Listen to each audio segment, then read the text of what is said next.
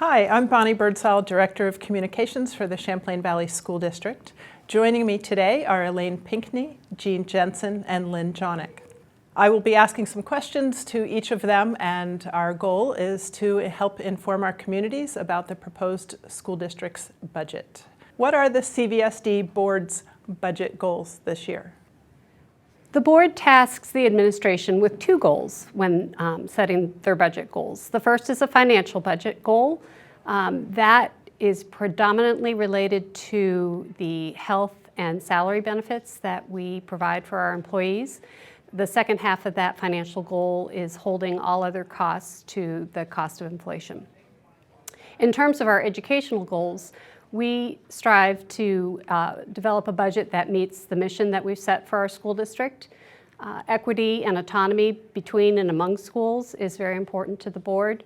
We want all of our schools to meet EQS, and we'd like a budget that is able to meet our instructional priorities, which are proficiency-based learning, personalized learning, multi-tiered systems of support, and social-emotional learning, in addition to meeting operational goals so that we are housing our students in safe, efficient buildings and providing them with safe and efficient transportation.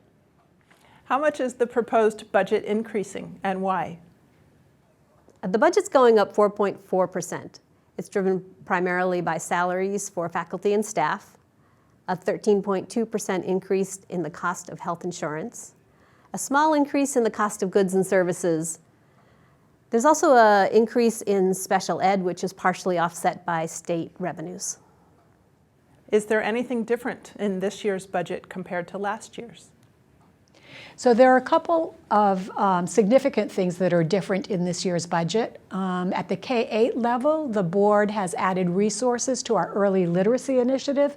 This has been a 3-year initiative now to really focus on early literacy and the professional development of our teachers and our intervention system with supports to students. So we've added 1.8 FTE positions in the K-8 budgets to do that work. At the high school level, there are two significant things. One is adding a school counselor, and that is directly related to the needs that we're seeing in our school population. And we're adding a house director. And both of those positions are really going back to the staffing that we had maybe 5 years ago. We tried, when enrollments were declining a little bit, we tried to reduce those two positions, and two things have happened. One, our enrollment hasn't declined.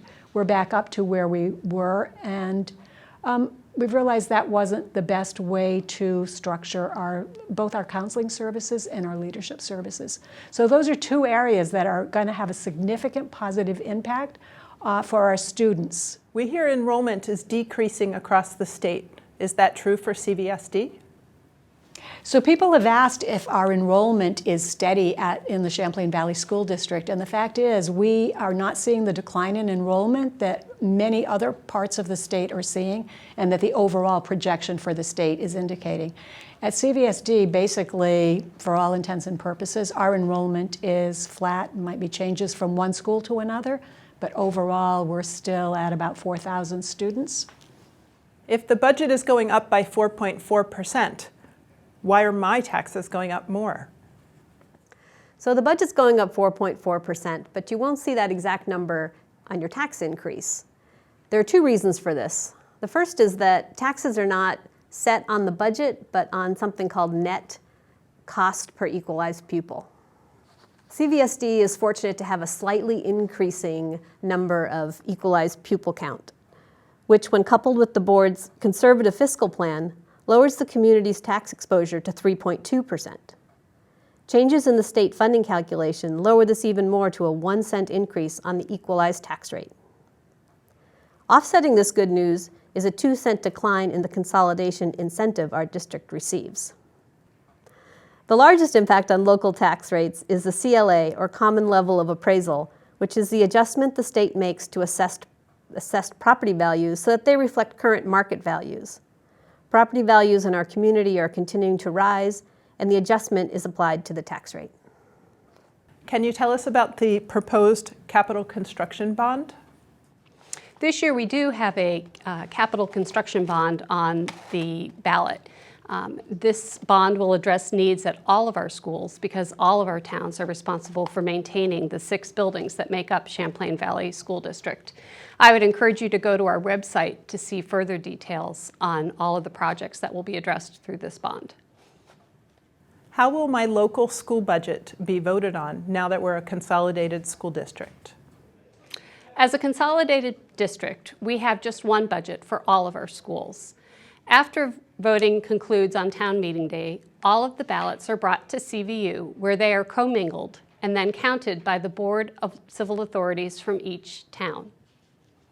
What other school district articles are on this year's ballot? So the budget is not the only school district article on the ballot this year. There are several procedural votes which are taken at the board's annual meeting, which is held on Monday night. On Tuesday, besides the budget, the board is asking for approval to apply $725,000 of the fund balance or the district's financial reserves as revenue, which lowers the tax rate. There will also be an article for voters to approve the purchase of 3 new school buses. With the help of a state grant, 2 of these buses will be among the first electric school buses in Vermont. And finally, the board is asking for support of a $6 million capital construction bond.